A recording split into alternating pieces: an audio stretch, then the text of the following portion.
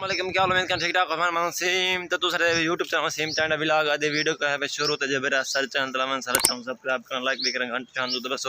हाल तक लगा सता के वीडियो में आवाना तो आसानी पहुंच सके मार्का हमने पे दुकान दे उत्ते तकरीबन मैं 5 गट्टू चाहती मैंने ताने दे एक कुछ पिहावन ते है गट्टू बेचना दाल आई है आटा ही है सारे गट्टू आटा छटा हिकने की मुका पे चलो मैं वेंदा पे लदी वना ये देखो रक्षे उत्ते ये असा वेंदे पे इंशाअल्लाह दाने येसू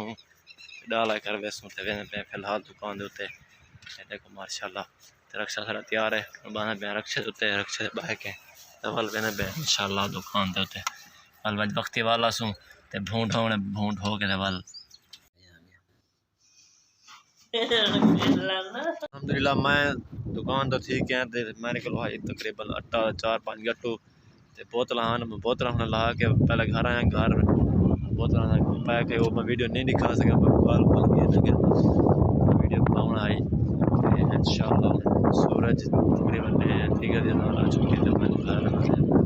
ते भूंड होने पे इंशाअल्लाह गासी सारी है संगा साथ सारे मामू सारे इकट्ठे